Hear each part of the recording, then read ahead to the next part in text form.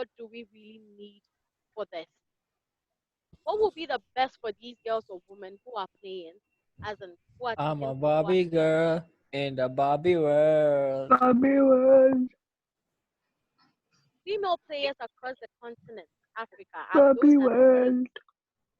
playing quite good and impressive skills and have the potential to make a name for themselves on the international market. The issue of equal pay has been something everyone wishes to see in Nobody likes your opinion. Can you mute your mics, please? Everyone, mute your mic, please.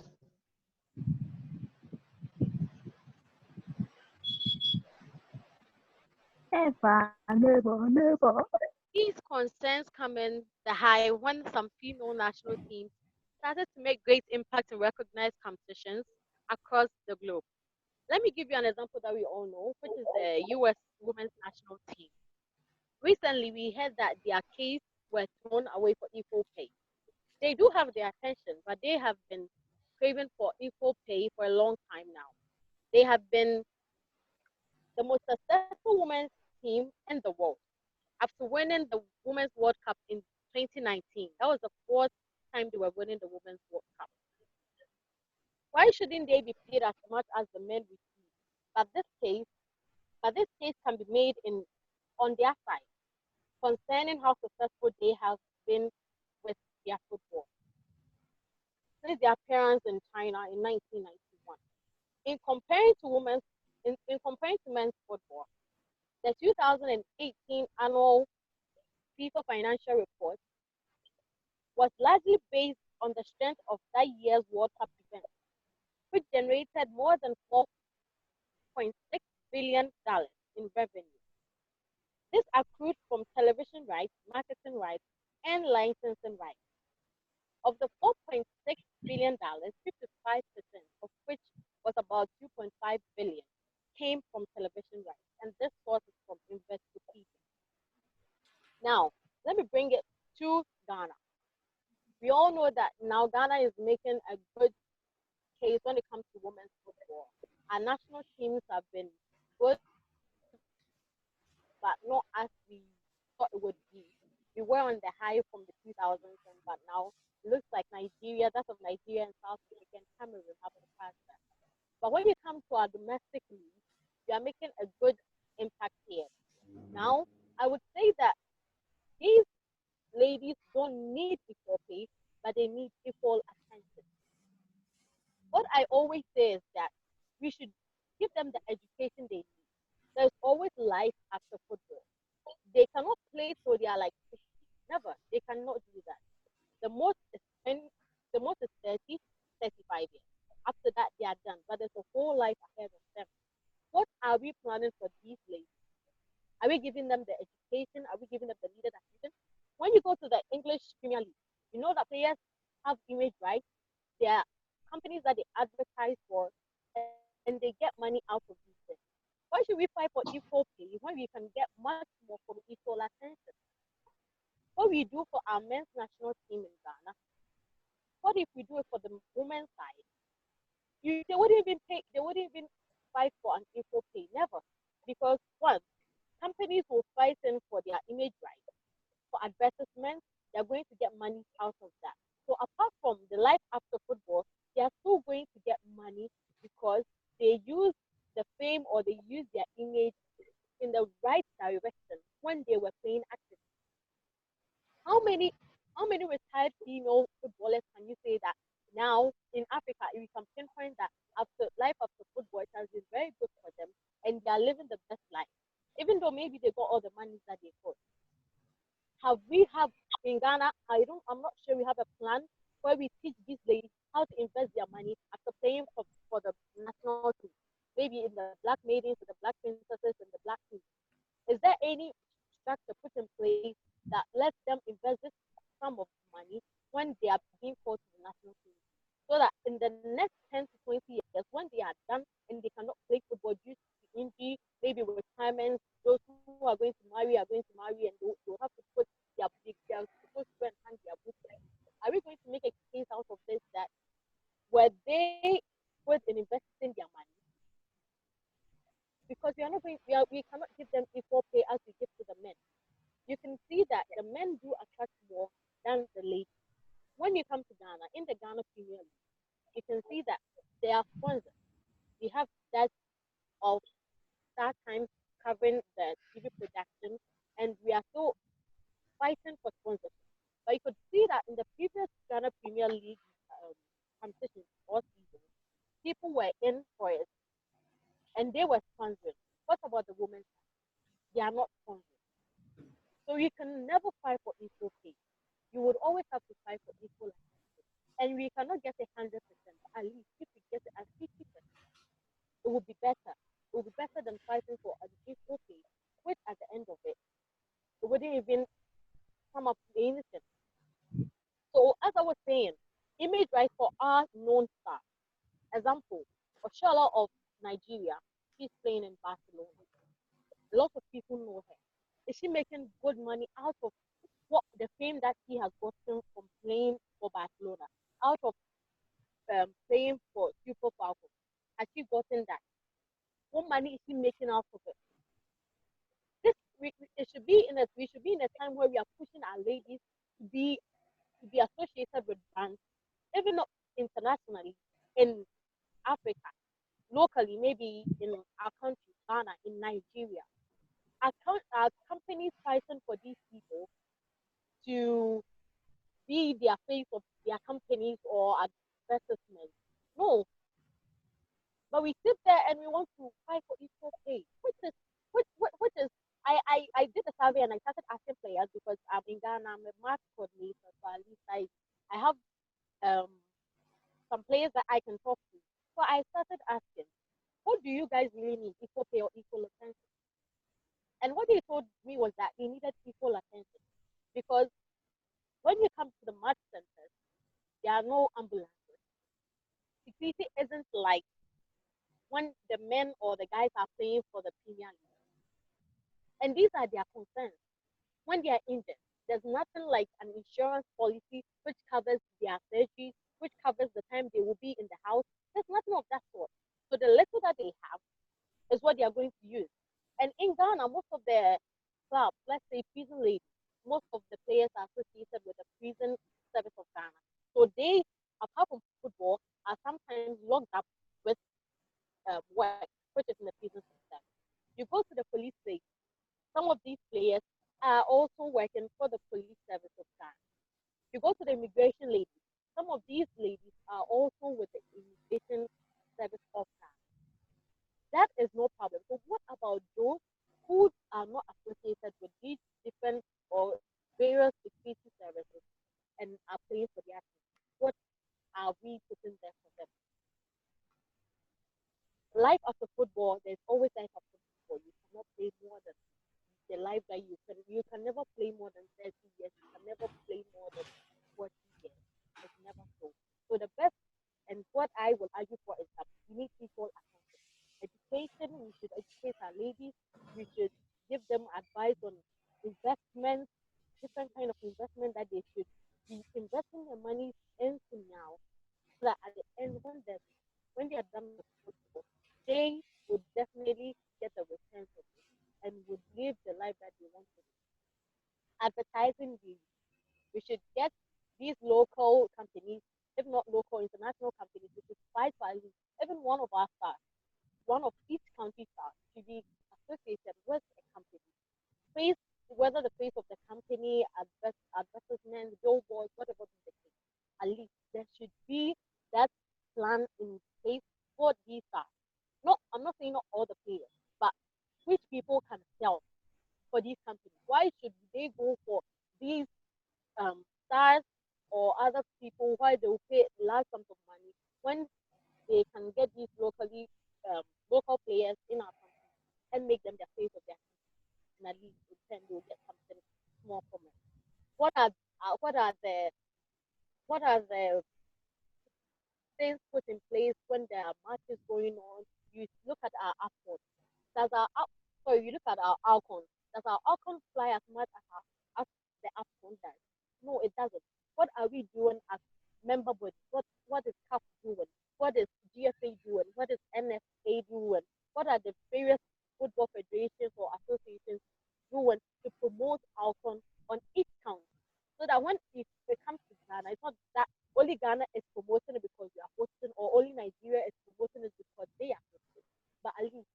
all countries participating are promoting it from their country to even extend the right or extend the image of these stars. So Michael, I would say I would go for an equal license because equal pay, as I give an example, in USA they are more successful than their men's side, but it's very difficult to argue for an equal pay because what do these women or these footballers bring on board? You compare that to the men's side, and you see that even though men's side, some of them aren't successful, they sell more than the women do. So in no way would somebody invest more than his or her return.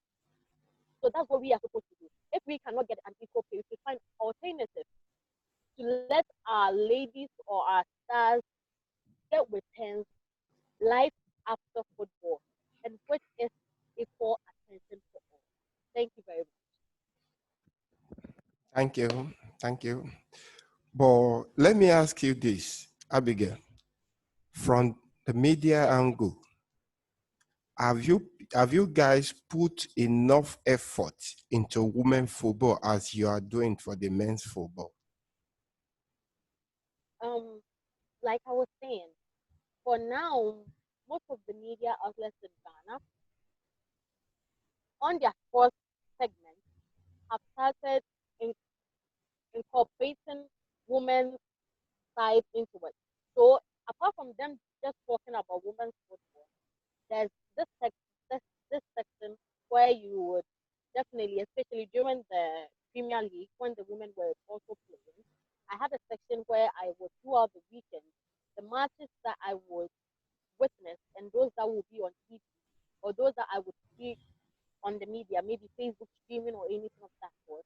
So I come and I give a breakdown of whatever happened, top scorers, everything that went on throughout that weekend, the matches that went on. We'll talk about it. There have been lots of documentaries or media people who are hitting the women's side of sports, bringing out a lot of good and eye-catching documentaries to just promote women's football because we've seen that it is someone's work and it is also our work to promote it so that once they are moving, we'll also be moving. Because if there is no women's football and there's women's football, it means I don't have any work to do. So why not promote the women's football and the women's football concurrently? Why we will not leave one? But I would say that in Ghana, now the women's football, for awareness of the women's football, is very high. We promoting it is very high, and I will applaud all the media outlets in Ghana for doing such a good job. We are still not there yet. We are not 100% there yet, but we are doing it. I know in years to come, we would have that equal attention that we are all craving or fighting for. But for now, we are in the process of making it happen. All right, thank you. Yeah, Abolore, you have a female team. From what Abigail just chipped in now, what can you chip in from what she just told us? What can you chip in? Thank you, Mr. Michael. And Abigail has actually done wonderfully well for the presentation. She actually nailed most of the points that I want to discuss with regards to equal pay and the women folks. Number one, we first look at the nation of every nation regarding gender. In Africa, for example, our tradition has actually defined the gender reality in us, and we cannot shy from it. It is a fact, and considering that we have to accept the fact that yes, there is disparity between the men folks and the women folks. So this will determine what happens. But when we look at the women football and the quest for equal pay, in my own opinion, it is not even the right time. And I would say that not even the necessary thing that should be on display. Because number one, women football started when? Not long ago. And when we come to Africa, we trace it back to less than let's say 2 decades. So what are we talking about here? It's just something we need to look at its existence, we look at its viability, and then we look at its marketability. Even at CAF, that determine football in Africa, they are still struggling to chart a map for women football. You know, and for us as the business investors in women football, you find it very, very disheartening that women football is not viable as it's supposed to be. Though the problem does not start today, it has been in existence because the fundamental aspect of it were not treated as it's supposed to be from the onset. So this will continue to be a problem for a very long time. And thank God the slot for AFCON, the African Women Cup of Nations, has just been extended from 8 to 12 as in 2021. And when you look at that, it shows that something is wrong. It has been 8 teams participating in the Nations Cup of Women Nations Cup. So these are part of the things you look at. If you're looking at equal pay, can we get equal participation to get 24 teams or 16 teams like it were in the men AFCON? I'm trying to restrict it to Africa because if I go to the world discussion, you know, they have constitutions, they have backings of legal backings, if I will say, to back their agitations. But here in Africa, you can only talk maybe on newspapers or whatever. In the United States, for example, they took it legally to the courts, though it has it got a setback, but at least another appeal has been tabled, and you can see it's becoming a kind of a political move now with the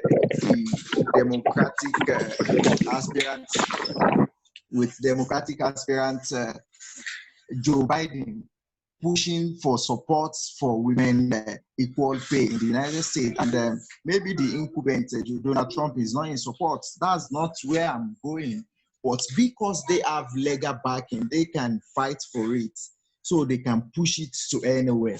But in Africa, who is going to take who to court?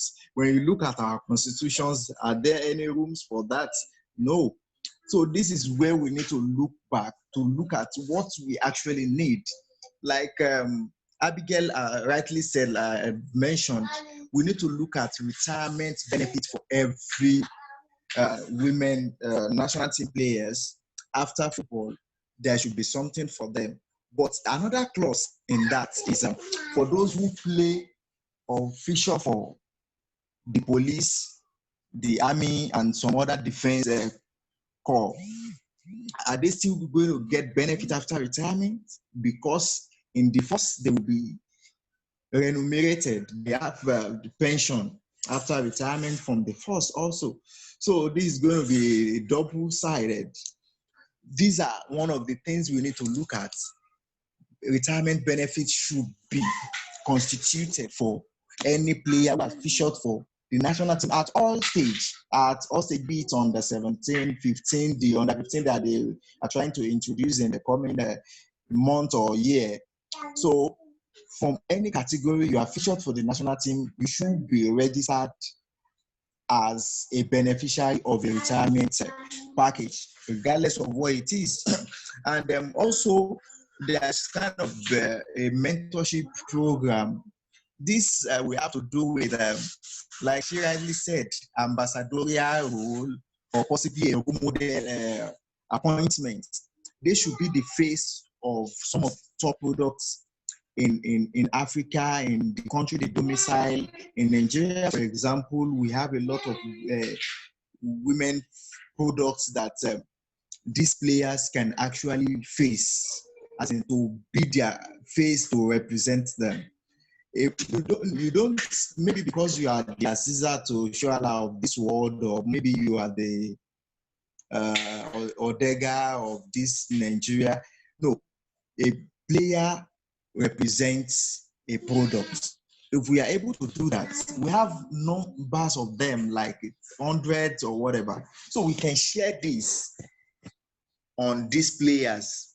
When they have equal sharing, it will give them room for them to feel the benefits.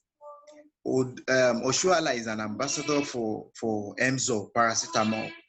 Let Odega be an ambassador for another product of maybe Dexorange, maybe all these ear brands and like that. We can share it according to the players, though the value might be different. But the Football Federation also need to work along with all these companies to look at the values and the players' reputation. So, because players has value more than each other, and with this, that's the market also needs to be addressed properly. If we are able to do that, we can map out a strong plan for the future that will help the girls, that will help everyone involved in women football. The agitation for equality is not even now, not even in the next 50 years to come, but what are the things that women players can benefit from after retirement? Maximum, they have maybe 12 years at most in the national team, at most. Even playing professionally, except God says you might extend beyond, the maximum should be between 10 and 12. So after these 10 years, after these 12 years, or whatever number of years you have played, there should be something you fall back on. Though some of them are making good money abroad where they play overseas. But after that, what happens? Like this Cameroonian player, Eganimo. Eganimo just announced her retirement at the age of she announced her retirement at the age of 28.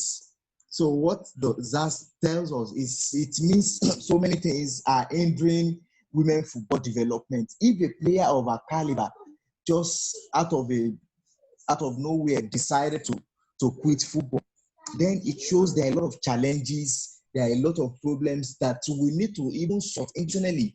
In Africa, parents don't even believe yet that the girls have rights to play football.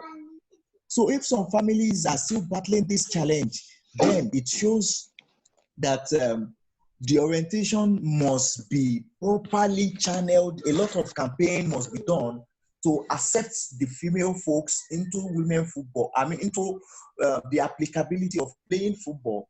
And after that, then other things must be done. So those are the things I see that we need to first of all do. If we are able to do that, then we are on the path to achieve not equal pay, but possibly equity for whoever is involved in women football. A women football can never be like a man. So let us do the right thing at the right time, which is giving them stages or set a vision or agenda for them. In the next 10 years, in the next 20 years, we want to achieve this. Like in 2018 in Ghana, Nigerian Football Federation President Amaju Pinnick announced a rise in matches allowance of the Super Falcons. I was there.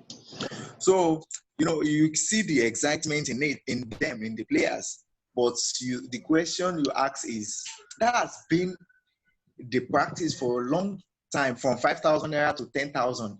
But one thing is that the same thing the Super Eagles earn? No. Then why the jubilation? Because the disparity has been long there. So what we just need to do is go back to the drawing board. Let us share the request for equal pay so we can map out plans for those necessary things that will benefit the women folks and women football, and also will take our women leagues across Africa and the world to the next level. When you look at the transfer fee of a women football player to anywhere in the world, how much is it? How much they earn? So these are issues that actually that should be fought. Equal pay is something secondary. We need to address it's even the women today, they will tell us that what a man can do, a woman can do better. It shows that there have been should I say a sentimental bias towards sentimental agenda towards the women in all ramification, not only football, but in some professional settings, like all these professional works, there might not be disparities because you come in based on your certificate. But in reality, our tradition has dictated what happens to women football and the women folks. Join board and look at those challenges and those things that we think can help, and from there we'll move on. Thank you.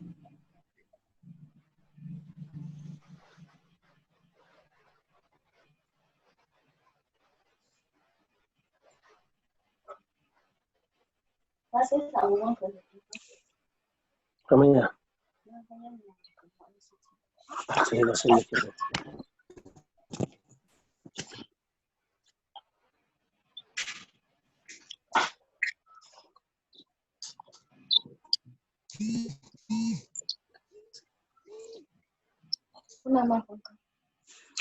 I'm online. I'm in the meeting now. Oh. No.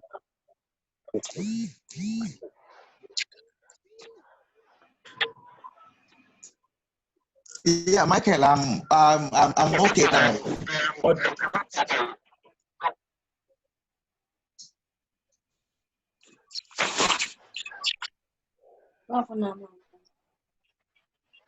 Is it black light? It's not okay.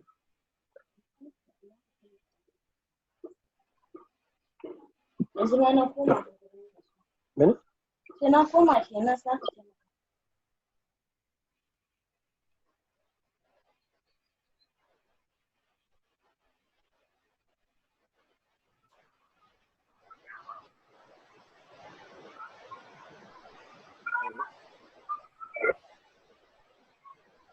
Hello.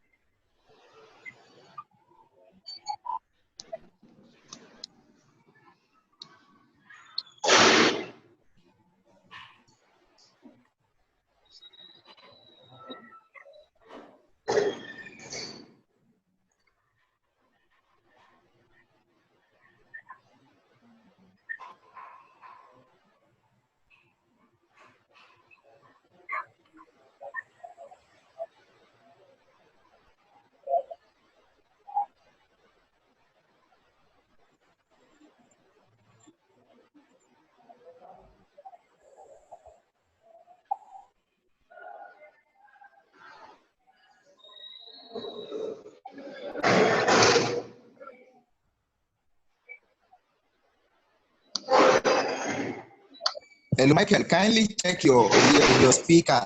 Kindly check your speaker. Kindly check your speaker. You are muted. Okay. Hello, Emmanuel. I can hear you. All right. Since you have been in the business of female team, what are the ups and downs? Looking at it from the angle of coaching, did your team get the same coaching pattern like men's team? Okay. It's a very, let me start by saying good afternoon to everyone who has just joined the platform. Discussion so far for me has been very insightful. I would also say that these are very big issues that we're facing when it comes to female football and the male football. But for me, first on the topic, I would want to emphasize on the need for equal pay. Why equal pay? If you want to the challenge we have in Africa is a very different challenge from that of US. We have to be categorical in this case. Whether we like it or not, as far as we Africans, women's football is always going to have attention. All right? But over there in the Western world, they already have the attention. All right? They already have the attention built. What they are working on is the equal pay. Now, I would not want to say that the girls should seek attention here. I would prefer these girls, get equal pay. Let them make their money now that they can. If you look at it, most of the girls, after they play for the national teams, have to go abroad to go and build their needs. They have to go abroad and make the money. They basically are playing abroad not because they need their attention any longer. It's basically for the money. Do you understand? This is Africa. The girls need the money to survive. They have a lot of bills. They have a lot of responsibilities. They have a lot of people who are looking up to them. Now, if I'm playing just the fame, how is the fame going to take you? You want to look at it in that area. And how long are you going to build this fame? The likes of Oshuala, the likes, how many of these girls are really lucky, to come to limelight? You understand? I think what we're first missing in the first place is that football or sports in Africa has never been seen as business. It has always been an issue of recreation. It has always been an issue of the government just trying to, have youths to curb some youth recklessness. It's not seen as a business. And because of that, we've not been able to garner enough sponsorship that can drive both the male and female leagues. I hope we're getting this. So not when we force them, because I see it as two different things. Attention for the leagues, for the girls, the active players. Now, this is my suggestion. We should first start building football as a brand, not even because it's the girls or the boys. Football should be a brand, a business for us in Africa. We've not gone into that part where we do football business in Africa. So first is to build the business of football in Africa, and then we can start talking of the attention. But if this is not built, there is no attention from anywhere you can gather. But don't you know the attention, Emmanuel? Don't you know the same attention we are clamoring for will bring the brand you are talking about? No, this is what we are saying. The attention already exists for the boys, but it is not there for the girls. For the women. Even for the boys, what we have in Africa, like I said earlier, if to Ghana, at least I stayed in Ghana for a number of years. If you go to Ghana, talk about their Premier Division, talk about their divisional sides, what's going on from the top tier and the lower tier. It's not the same thing. Even for their male football, it's never the same. I hope you understand. The same thing with Nigerian football. The top tier football is not the same as the lower tier football. So that tells you that the attention span, there has been that bias. There's been that bias in our football scene in Africa, because we're not seeing it holistically as a business setup. If we're seeing football holistically as a business setup, then there will be no discrimination in all of the levels of football. Even if I'm playing in a Division 3 setup, the business side of that football club should be there. The standards, the structure should be there. We have a number of Division 3 clubs in Europe that are far better than our Division 1 clubs in Nigeria or in Africa. You can attest to that. First, we have to look at the brand perspective, the business side of football, and then the attention thing can come in. So I think the only reason why the clubs or the government or the clubs are being able to pay equal pay, it's just like hiding, trying to say, oh, these girls don't have the physical composure, so they can't play like the boys. No. I want to look at the dignity of labor. Whether it's male or female, they are both sweating on field. They are both running on the field. They are both kicking the ball. They are both exercising. They are both training. And it takes duration of time to train. It takes duration of time to train. It takes some energy. It takes a lot of work. So if these girls are working it out there, they should get paid for two, maximally. And that's my own opinion. It should not be that, oh, yeah, because they're not the guys. There has been that discrimination on time. And that's what we're struggling with, discrimination. Emmanuel. So coming to the question, the next is grassroots football or coaching young girls. I can tell you for the fact that quite a number of girls are even more intelligent than the boys. The only discrepancy is the physicality. All right, a number of girls are more intelligent. The girls are, how do I call it? They are more proactive. I hope you understand. And compared to the boys, they are less distracted. I can assure you of that too. All right. So now you also want to look at the fact in terms of playing styles. These girls can play any of the playing styles you want to introduce to them because they're more focused than boys, I can assure you. I believe we should not just focus on saying the attention. They will get the attention when the pay comes as well. They will get the attention. Pay is there also when they're living the life. You yourself, you can't pay. Emma, you can't pay for what you don't know. As in pay for what I don't know. You can't pay for what you don't know, what is going there. What is happening there, you don't know. How can you now increase their payment? That's why I said it is not being built as a business here in Nigeria. Don't we know? Because somebody in that area, in that administrative angle, is not doing something for us to know. Why are we only hearing about the MPFL? How about the lower leagues? What's going on there? And that's why we should come up. Everybody's focusing. Attention. The section. That's why we're saying need attention. The attention is an issue that is long been existing. Yes. Don't waste our time focusing on the attention. These girls are suffering. Girls are suffering. They are not getting paid. They are not getting paid. So to get paid, we should not waste attention before they get paid. They should start getting paid in Africa. They should start getting equal pay because it is the same work of labor that they are also engaging in the course of playing football. Also running, they're also sweating it out. So anyway, there should be no discrimination. Anyway, I've got your point. Let's look at it from an agent angle. Eddie, are you on? Yes, I'm on. As an agent, Eddie, what kind of attention do you think women football need? In which area, what area do you think where women football need attention?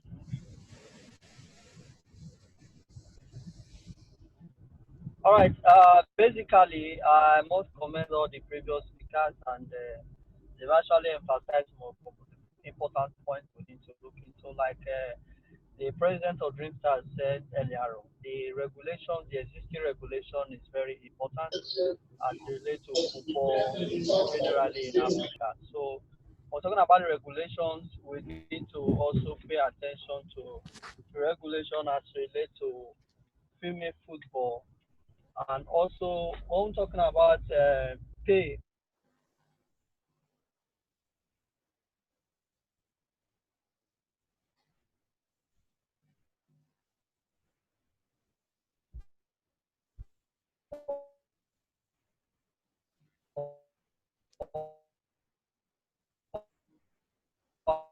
hello, Eddie.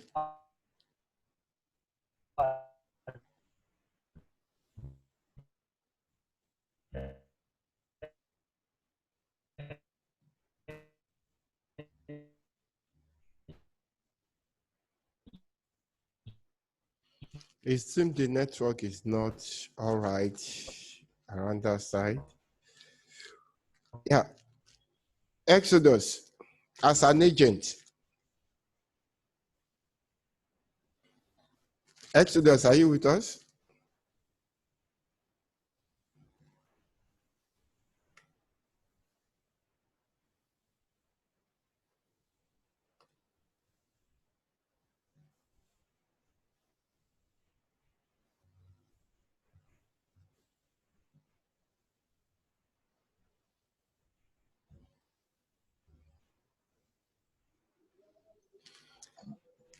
Bayo.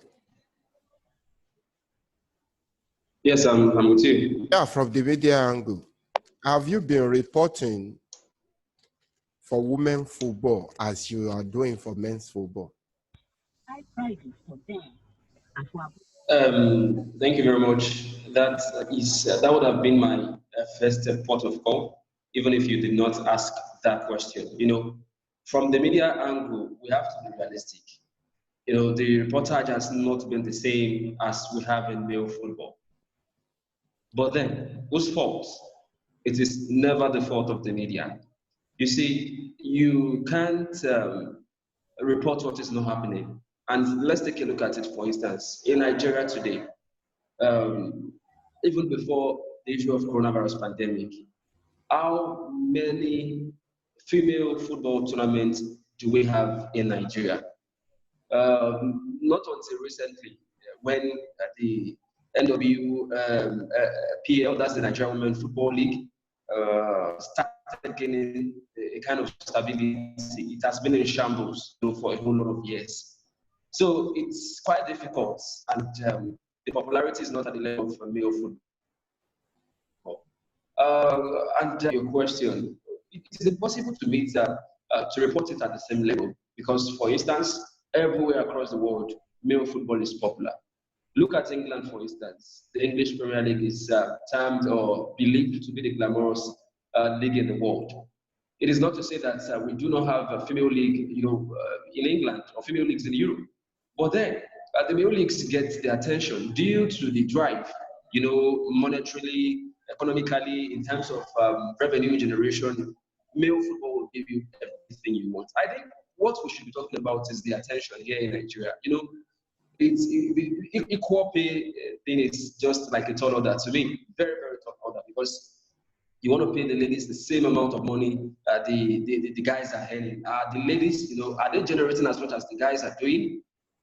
Sponsorship for the Super Eagles alone, let's put it this way. For the Super Eagles alone, it is very easy to draw sponsorship, for that male national team. Reason being that we've got quality players. Not to say that we do not have quality players in the Super Falcons and other female football teams we've got in the country. But then the popularity of male football has skyrocketed.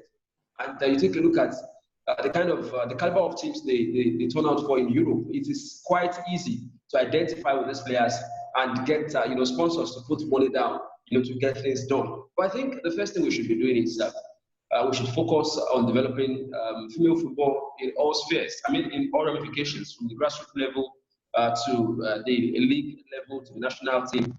And I think by so doing, when the time comes when they gain the popularity, when they start also to drive revenue generation, when they start making money, when the brand starts pulling enough sponsorship, then we can talk about equal pay. For now, except we do not want to be realistic. I'm an advocate of female football in Nigeria. In fact, I really do not like how the female league has been in the last couple of years. Thank God it's looking like it's gradually hitting the ground running, even though we're not there yet. And it's a systemic thing. Look at the male league as well. The MPFL, the NLA, the NLO, everything is almost in shambles. But then, stability room was not built in a day. I think we should be talking about attention for female football. It behoves on you and I, it behoves on all of us.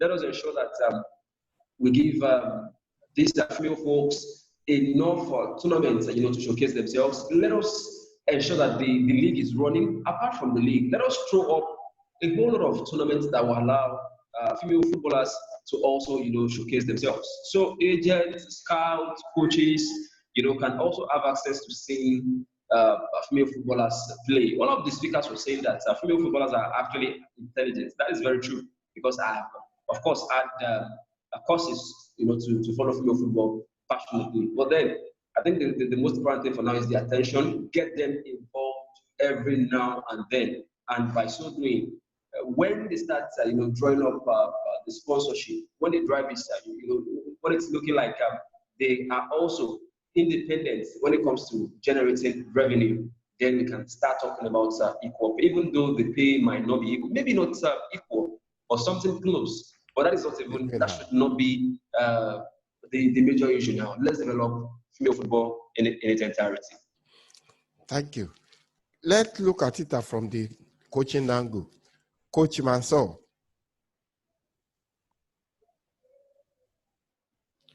Coach MANSUR, good afternoon, sir. Good afternoon. Good afternoon, my brother. Good afternoon, other speakers, and good afternoon, all other leaders, listeners all over the world. You have had the opportunity to coach a female team in Nigeria. You have been an assistant coach of the Flamengoes, the under-17, the Falconets under-20, and the Super Falcon of Nigeria. You have managed Bayelsa Queens.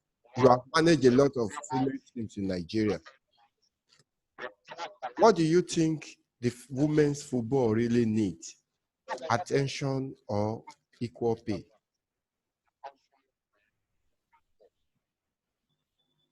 Well, big question. I think female football needs everything. In the sense whereby, let's look at the under 13, under 15 boys that we have. April 26, 2006, when I signed my first contract as the head coach of the Nigerian women under 13, then during this Alhaji ABDULLAHI, along the line, the team didn't come to the line. After 2 years, I was drafted to come and start the female under the boys on. Those the likes of Kelechi Ehenacho, Habib Makonjola, and many others. I think if we have equal right, equal pay will come. If you give equal pay and the equal right of the fundamental building of the grassroots is not there, then we are not making any way. How do we get the players before we get the equal pay? For instance, I and every other listeners, the guests here, will agree with me. A lot of women, boys on football academy. But when you come to girls, if you leave Lagos aside, how many can you count that we have? So the women football generally needs serious overhauling in every aspect. I weep when I see they bring a technocrat to come and handle women team in Nigeria. They bring a foreigner. For instance, let's look at the immediate past Super Falcons coach, Thomas Deneby in France in 2015. The level to draw against Sweden when he was a coach of the. So what's the difference? He came and I think quickly, women football in Nigeria need total overhauling, need equal rights. They need to be treated because the Super Falcons have done marvelously well ahead of the Super Eagles of Nigeria. And you can't believe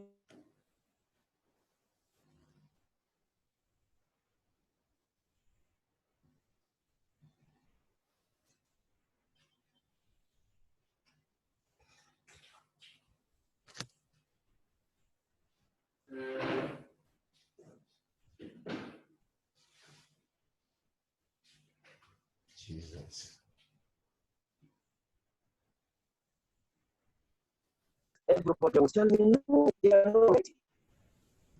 Look at how the LMC, why can't we have LMC of the women version? Why can't we have it? That is at the Premier League. If we have, yes, they are ready. Then at the end of the day, just like the president of Dreamstar is saying, he said, if you look, the league needs to be really, really checkmate. Yeah, I agree. Aisha Folade, she's doing her best. Glamour of not the way it is before. Some years back, IGI, many of them come into sponsorship. There must be accountability. In anything you do, I think one of the problems we have is accountability from the women. And look at the private teams in Nigeria. The teams we have, apart from Tokas, apart from Dreamstar and Robo, which one do we have private teams? Now we have the Quora ladies. Now we have the Omidoron babes. But in those days, Ifoma babes, Tokas, many of them, why did they have to drop out? Because there's no sponsorship, there's no encouragement. And we know that we are all stakeholders. There's a grant for women football development. Also a support in respect of the league. Where are those money? So we need equal rights. I believe in my own personal opinion. I'm entitled to my opinion. An equal right will lead to equal pay. I was just listening to Kobe some days back in Channel 7. she was on the same school of thought like me. We need equal rights. When equal rights is there, Super Eagles have series of friendly matches in every FIFA window. What happened to our female, our women? We don't have. Who come? They believe in crash program. No, it doesn't have matters. They fundamentally also the coaching ability of the women is a different methodology. I know some of us know, many of us in women football, some of us have been sent packing out of national team because of sex scandals. I can beat my chest, I can vouch for myself and some of us that when you come to that, stupidity is not there. And the angle to even the training method you do with the men. But the women are the easiest people. You can easily get a good result with them. Apart from the NFF, is CAF really ready for women football? Is FIFA really ready for women football? It is now that FIFA are even trying to bring that. I mean, UEFA are trying to bring that each and every male team in Europe should have a women team. So if we have, I was privileged to be in Morocco and 18 during the CAF Champions League. Raja Casablanca, they are to play. And Nigerian women team, Falconets, are to play.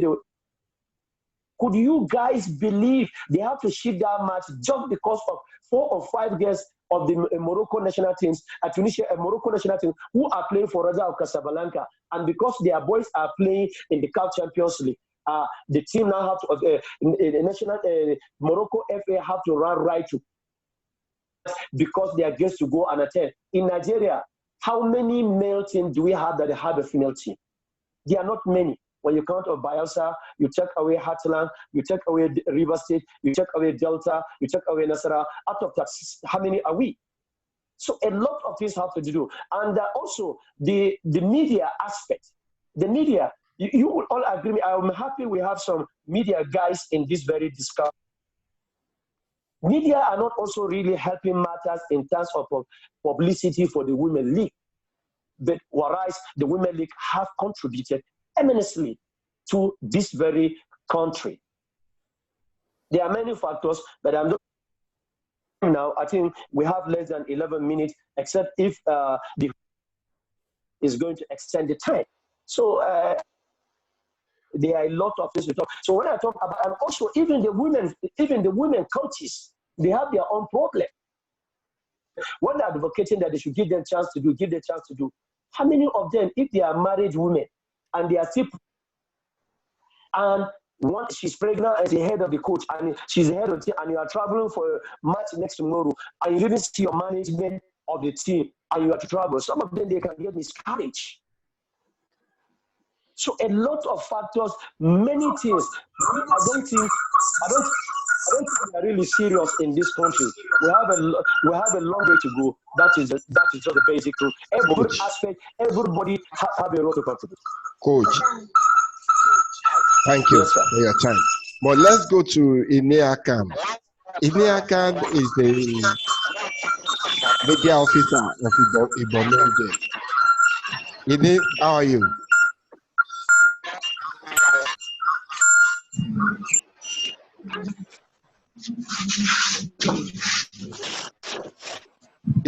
How are you? I can hear you. Good afternoon. Okay. No, sir. Okay, you are welcome. You have been the media officer of Thank you very much. Ibom. Exactly. What is it really look like working for female team in Nigeria? Thank you very much for the question. Hello? Oh, you can hear me very well. Clearly. Okay.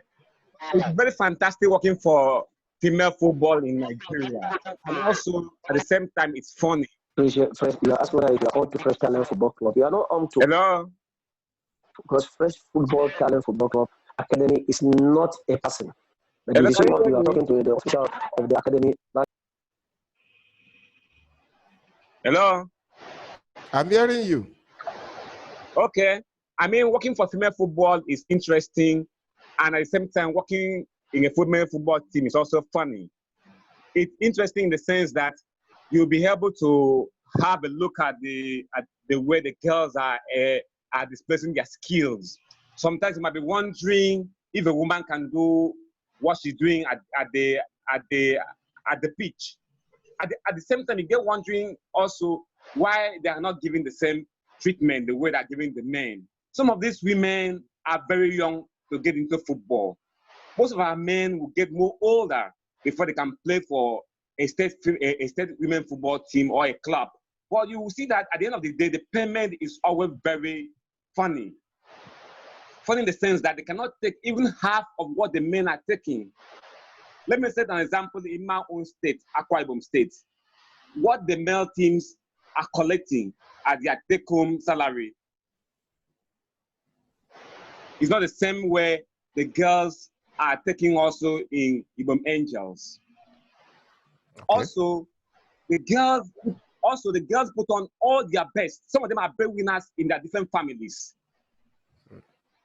Like the male team in the state, like Akwa United, as a case study, they have much bonuses.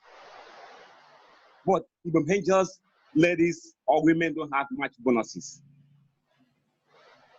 Wow. I have to thank the Edo State Deputy Governor or Edo State Governor or government for making one thing happen in Edo State at the moment. Of recent time, the girls are receiving the same salary with the men. That's the bundle insurance. So working in a female team as a media officer, sometimes I want to shed tears. We're not giving that five-star treatment.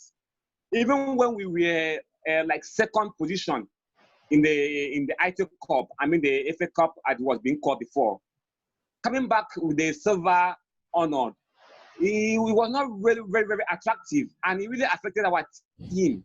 Most of our girls, most of our players left because we were not giving that five-star treatment, even three-star treatment.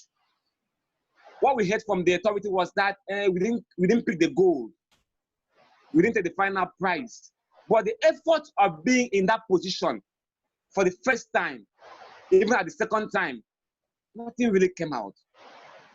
At this point, I wouldn't like to blame my sponsor, but I'm telling you from my own personal observation of how women are treated. Women are treated as if, let's just put them there so that they will not say women for more were not existing in a particular community or area. But talking about business in women football, I don't think it is there. It is some states that are doing business as a football. I will not be afraid to mention some clubs like Rivers Angels. They are doing well with the female football because they are giving more autonomous power to perform what is supposed to be performed. And that's why they're buying the best players in the league when it concerns Nigerian football, women football league. So some states are not doing better. Some states are seeing it as a kind of burden under the shoulder of their sponsors, especially the government, because most of the clubs in Nigeria are sponsored by the government. They see it as a burden. I will not fail to say that in some states, like Imo State or Abia State, very hard for the girls to get into government recognized official book as a club in their states. Personally, before I got this appointment as the media officer of Ibom Angels, it wasn't through a lobby or any other thing. It was through my personal reporting on women football. I take it as a kind of duty right from 2012. And I made up my mind to report women football. I make it as a point of duty that every week, Ibom Angels matches are reported on radio, on paper, or any other means of media. I saw the skill these girls have in them, and I couldn't sleep at home freely up till now. I make sure that I promote them the way I can. So the fact is that working for female football makes me in particular feel bad a little bit. They're not giving the same treatment, and they deserve this. Like some of the callers or speakers said, they don't have long span playing years like men. So this is the time that they have to come in. They should be appreciated. You can never compare a woman's power the same with a man's power when it comes to sports. Yeah. You wouldn't say, let me pay this woman. Okay, let me pay this woman because she's not playing. She's not showing the same power like the man is showing in the field of play. No. Things is very difficult in the world now when it comes to Africa in particular. So if a woman can make up her mind to come into football, to come into sport as a professional, as a professional or as a profession, it should be welcome. how would you see, maybe because of maltreatment in terms of payment and other treatment for women, you don't see them coming to football because they will say after a while, I will not be paid well, I will not be really taken care of. It is bad. When these women are given what the men are taking, you see women will leave prostitution, living some social vices life. The young ones will come into football at the right time, and they will make a good name and a good future for themselves.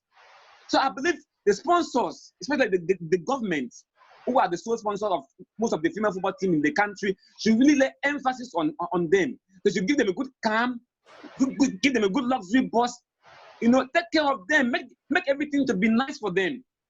Because if these women leave this football now, this profession now, and they go into something like prostitution, go into something of taking drugs, or getting unwanted pregnancy at the wrong time, you see, the second now blame the parents, now blame the girls themselves. It is not their fault. Because what they know, what they know best, they're not being taken care of. You just raised the point. You just raised the point that the state see the female team as a burden. Don't you think the fault is from you? That you are not reporting what is to be reported to the government? No. If the government got the real information about the female team, don't you think they would do the right thing? Yes, the government has the right information about the women's team. You know why? If they have right information about the female team, they are not supposed to see it as a burden. Yes, because these governments are individual when it comes to some aspects. Okay. Understand what I'm saying? Let me tell you one thing. Let me tell you one story. There was a club in this country. When a particular chairman was taken to that club, the chairman had to went to the commissioner and let the commissioner understand that these women are not playing this football for anything. There is no continental football for women. Why are they paying them this big sum of money? Why are they giving them this big sum of allowances? Before you know, the club voucher salary for the girls were reduced to nothing. There was no sign-on fee for the girls again. There was no nothing for the girls again. I don't mean my own club. I mean a club I know about in this country. So the government knows these things. That's why I said earlier, they see female football as a kind of poverty alleviation. Oh, let's just put the girls there. No, it's not done like that. That's why you see our national girls, our national team members, after winning the Nation Cup in Cameroon, they were selected and they had to take a protest to show you that they were neglected, that government knows what is going on inside the women football, but the ability, the love, the one decision making to say, let this thing be done. That's why I have to give kudos to Gbenga, to Edo Prince, for thanking the Edo State government for making their women's salary to be the same with the men's salary, which is the Bender insurance. It is a very good thing that could ever happen in this country. Thank you, Winnie. So am I okay? Yeah, thank you. Abolore. Ine just said the government see female team as a burden. How do you see that? Let me back him up by saying that not only as burden, but they actually see women football as football generally in Nigeria is more or less a political campaign platform. So they use it to score cheap points. So when it comes to women football, actually most of them are not actually interested. That's why you see some clubs like don't let me mention their names. When a new governor comes in, they will change the club's logo to the wives of the governors.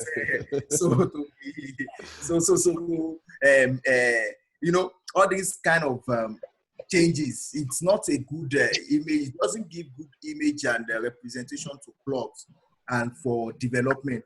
So that is why we have to be very, very careful in the kind of people who deal with football. Yes, governments can even fund clubs. Yeah, it is normal. But let them make the administrators effective. Let them be effective to actually plan for the club. One, the image of the club is very, very important, which we must consider. Secondly, be it a political platform, be it a government platform, the operational aspect of the club must not be affected with any political issue or status or affair in the states. I could remember in Kogi when prior to the last election, in the governorship election, the what's it called? The chairman of a club in Kogi, a top club in Kogi, sponsored by the government, was rallying around for support to the incumbent. The question is, what if the governor did not return? So any government coming in, would they disband the club because you were showing solidarity with the, yeah. So all these things, or possibly they will not even fund the club at all. So because when you look at even the eligibility of the voting rights of these clubs, how many players do they have? How many votes do they have? Even if we want to go by the voting ability. So we must be very, very careful. That is why the football is not, it's going to take us a long time before we see changes in football in general in Nigeria. Because all these administrators, people running the football in the country are more or less a political, political appointees. So they will always blow the whistle of whoever appoint them. In Bayelsa, the new government comes in, they change the administrators of Bayelsa Queens. And the former chairman of the club is doing well. He has actually changed the face of the club. I mean, if you see the young players, they are recruiting the best young players. And a lot of things are changing. But now the person coming in will just meet whoever is there and and that might change the fortune of the club. You can never say. Though the money is there, yeah. But what are they going to sustain the blueprints someone else has established? So Anyway, all these things are being influenced by political. Let's go to Ghana. Let's go to Ghana now. Abolore, thank you. Abigail, are you still there? Abigail, Michael, I'm here. as a journalist, have you been reporting what the government needs to hear, what they want to hear about the women's football in Ghana?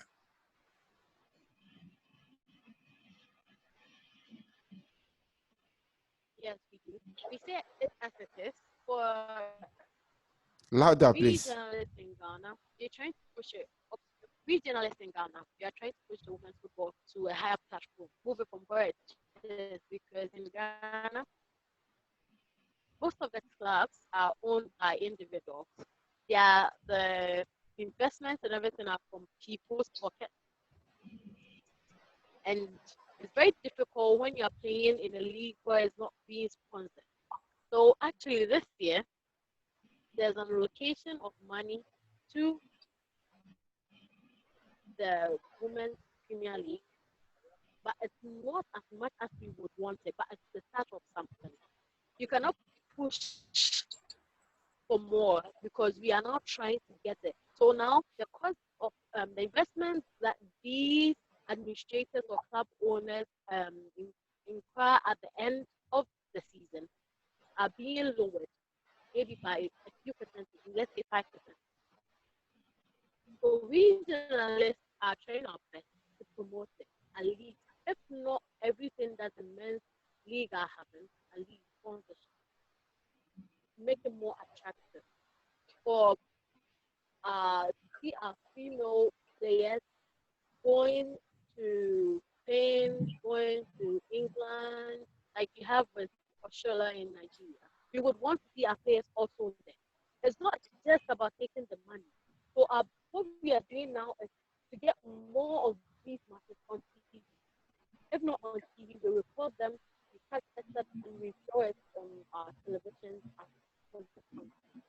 So that at the end, when agents are taking the players and they want to go and sell them, they do get you whatever they want to sell them, that is not the player. So we journalists are doing our part. We are covering matches each week, week in and week out. We are doing our bit. But it comes to the side of the football association. You see, when you're a company or when you're an investor, and you want to invest in something, you invest because you want return from it. The Football Association would want to invest in the Black Stars because they get more from it. They wouldn't want to invest in the Black Queens because Black Queens goals, they don't get a cup, they don't maybe make it to the final, and it's more like you're investing in you if you're not getting anything out of it.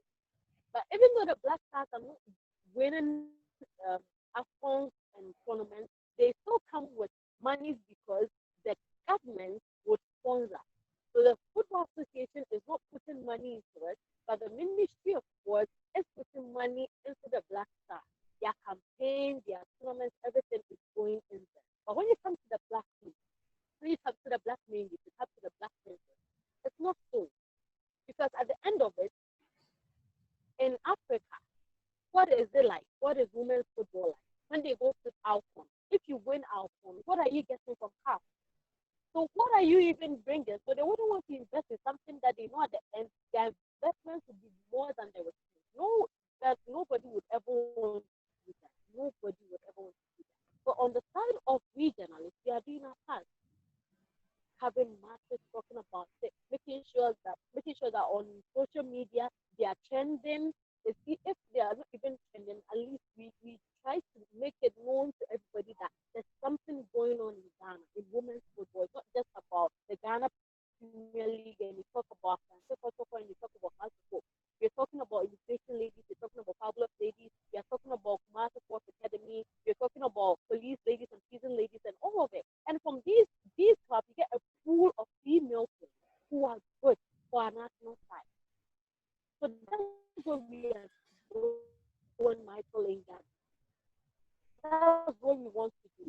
Get these so that at the end, they'll be able to help themselves and go and make money out there. Because, yeah, government is not doing it. So you wouldn't rely on government or on the football association to make money out of this.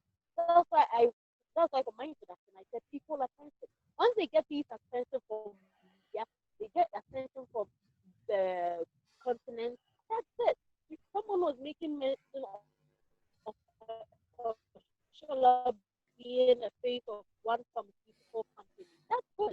She has gotten the attention. But is it equal for everybody? No, it's not. So what we are doing here is that we are creating this platform for our women's league to be known, even if not the division one or the division two, for the women's Premier League players to be known, record to the Black maidens, Black princesses, Black queens, we push for them to record so that at least at the end of the year or at the end of the year, you'll get places to play. Thank you. Because of our time, we need to hear from an agent. A registered agent is online with us. Exodus, are you with us?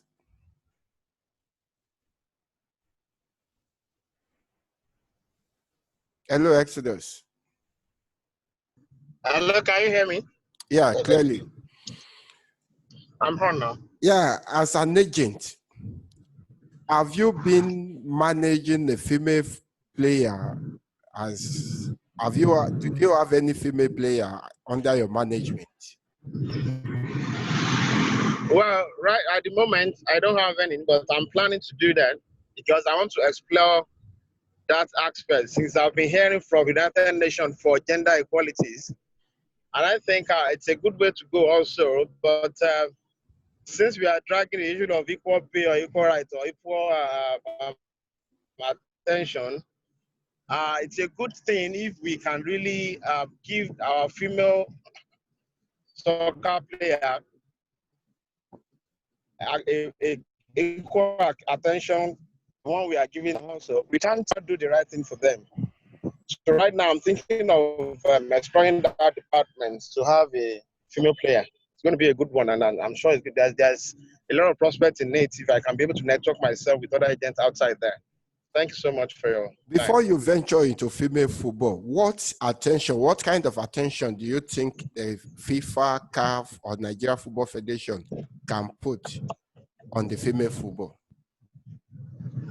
Well, I think if you are looking at it from Africa here, I think they will need a better facility because one of the things that affected some of our male soccer players is facility.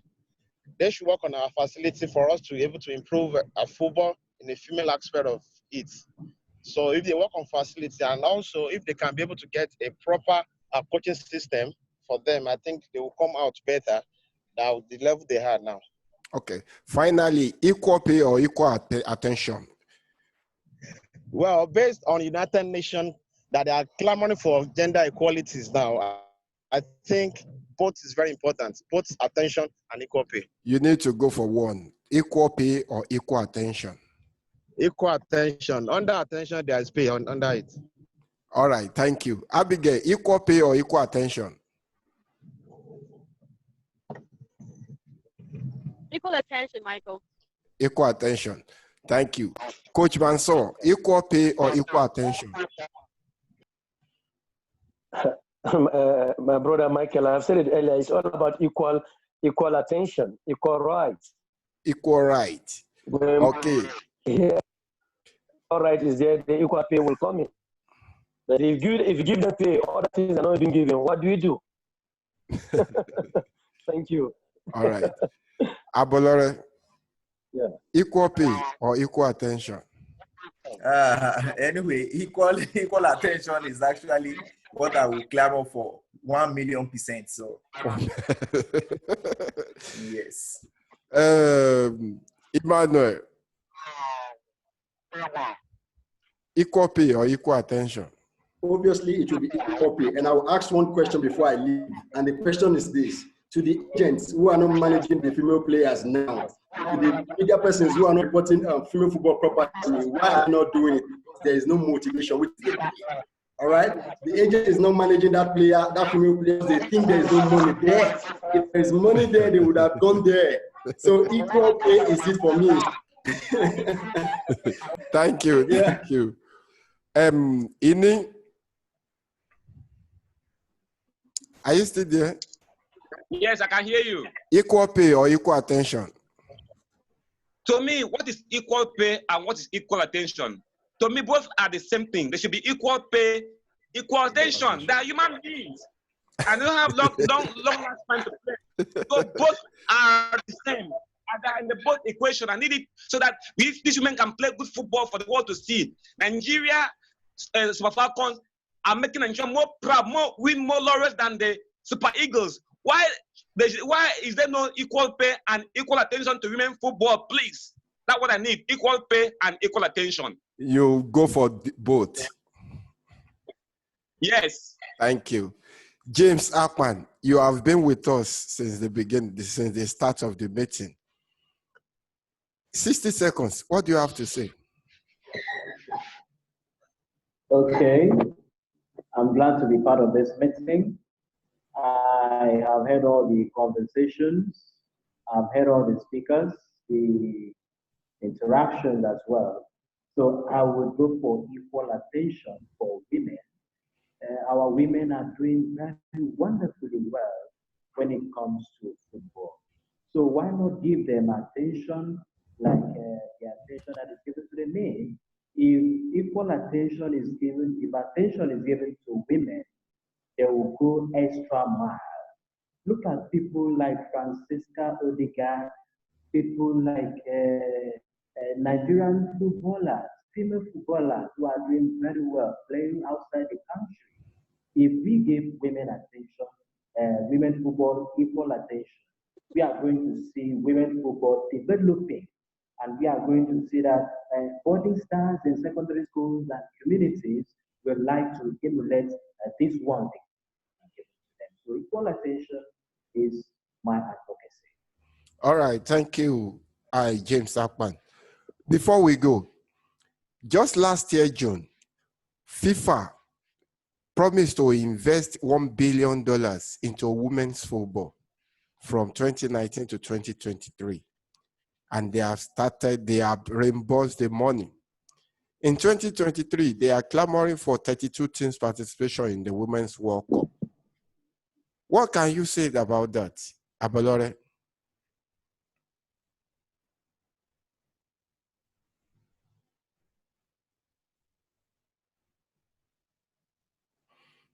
It is, I think it is a right move and in the right direction. but one thing will still always pop up, which is the fact that are we ready to witness all these improvements? Because when you go to a World Cup match and you are seeing a walloping of 8-0, 12-0. So even sponsors, at times people will get tired of such game and they will just walk away. But we need something, a developmental process that will allow the countries develop 2 stages of their women categories up to the top teams. Then from there, for example, when the Nations Cup, African Nations Cup started, you can see Nigeria can win with a lot of, but now a lot of countries are catching up with us. In Ghana 2018, we struggled. We lost the first match actually to South Africa. So we struggled to get to the finals, even winning the finals, on penalty shootouts.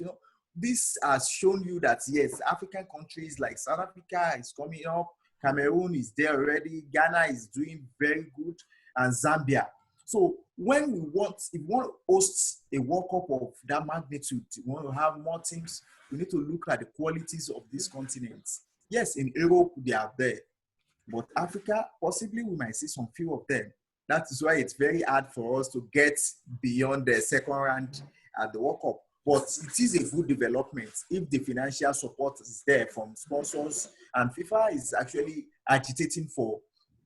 Their own is not even about quality attention or be equal pay or equal attention, but a total overhauling, a total development of women football to take it beyond the current stage and take it to an enviable stage that everyone, either you like it or not, you want to watch them, not because they are beautiful, but because they play good football. And good football always comes with something. When you watch a Barcelona style of play, you want to come again because of the dominance in their style of play. And when you see that in a girl, you want to wow, these are good. You want to watch the next match. And that is what you get when you play good football. It is not about the number of clubs or number of teams, but the kind of game that they bring, the kind of game they bring to the table. Thank you. Emmanuel, 32 teams in 2023 FIFA Women's World Cup. How do you see it? It's an awesome way to start for FIFA, and I must commend FIFA for doing or taking that step. It's a step in the right direction. FIFA has just highlighted what we have been discussing. They just looked at it thoroughly that for you to have that level, fair level of playing ground, you need the money, and that's the first thing they are doing to gain the money, the investment, the sponsorship, and that is what our African administrators should be doing to. Because if the Nigerian teams are funded by government, why is that government not also paying these girls the same way? That's the context, that's discrimination. So going back to FIFA quickly, I'm saying that FIFA has moved in the right direction. The first thing they have done is to put money down to make everybody, all stakeholders, be interested in this because the money is there and everybody wants the money. Everybody in the value chain, the agents, the media, the coaches, everybody needs the money to try. So money for training and development, money for media projections, and you can get the attention when the money is not there. You use the money to drive the attention. And that's basically what I'm saying. So if the only reason why people are not focusing on field football is that they know that these girls are not getting paid. They just see them like that. So people don't want to go and watch it. But if you see a female player on the street and you hear that this girl is being paid millions, you're going to look at her in a different perspective. Then you start seeing parents say, hey, I want a girl child to play football because there's money there. So these are the things we need to look into. So FIFA has gone in the right direction by bringing money to female football so that the attention can come. That's the catching. So this, I still say the equal pay should come in. Thank you. Thank you. Abigail, the $1 billion that FIFA is trying to put on women's football, FIFA wanted to get to the grassroots. How do you see the plan by FIFA?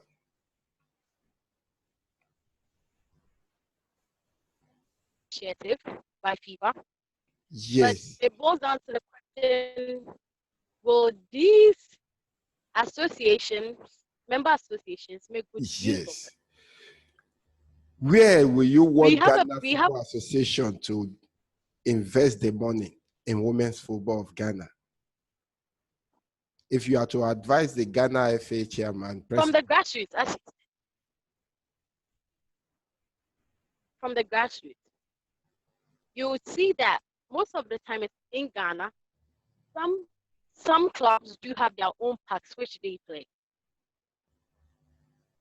Other times would have to share with the network is one or from your side. Two clubs on the same match day. Definitely, they play in the morning, we play in the afternoon. You can't sack them for their double game. You get it? But the thing is, the one. Okay, thank you. Coach MANSUR. Yeah, my brother. Yeah, the $1 billion investment by FIFA and 32 teams' participation in the Women's World Cup. How do you say it?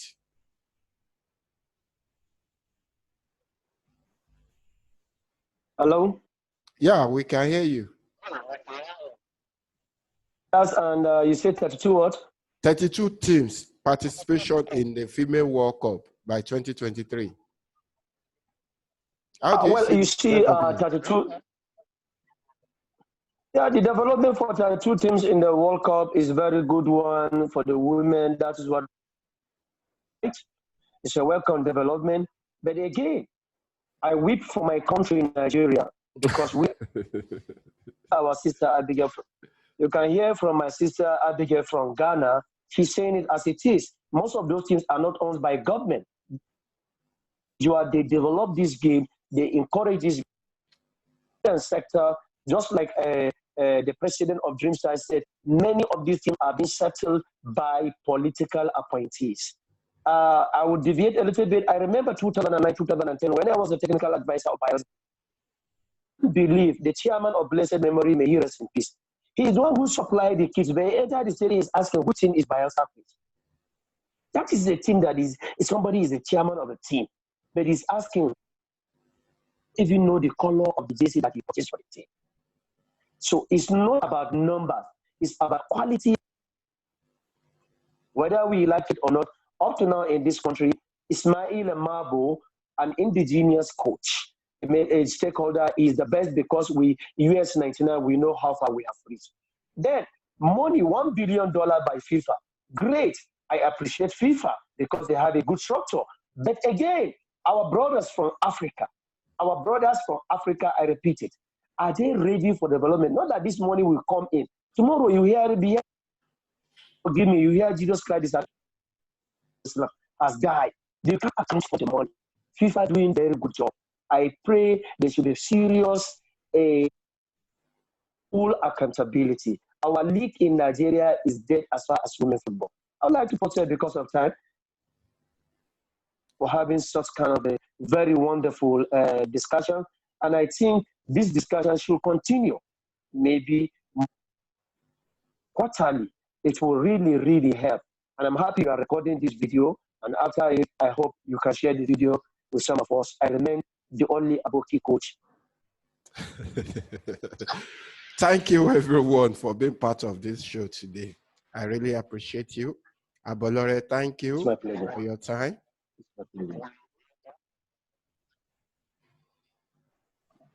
Thank you so much. Thank you for having me. I really appreciate being part of it. Exodus, thank you for your being part. Thank you for your time.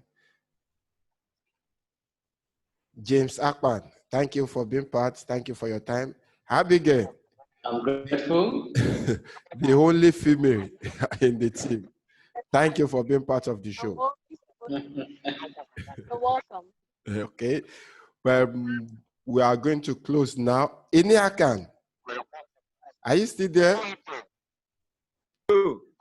Oh, thank you for being part of the show. Let's appreciate each other by clapping for ourselves. Let's appreciate each other by just a clap. Thank you. I hope if we called you the next time, you will like to be part of our show. Thank you. I remain. Sure, it's left for you to approve. I've said this can be monthly or this can be quarterly. We are ever ready. Okay. We'll do something on it. Thank you, sir. Thank you, ma'am. Have a nice day. Thank you. Bye-bye.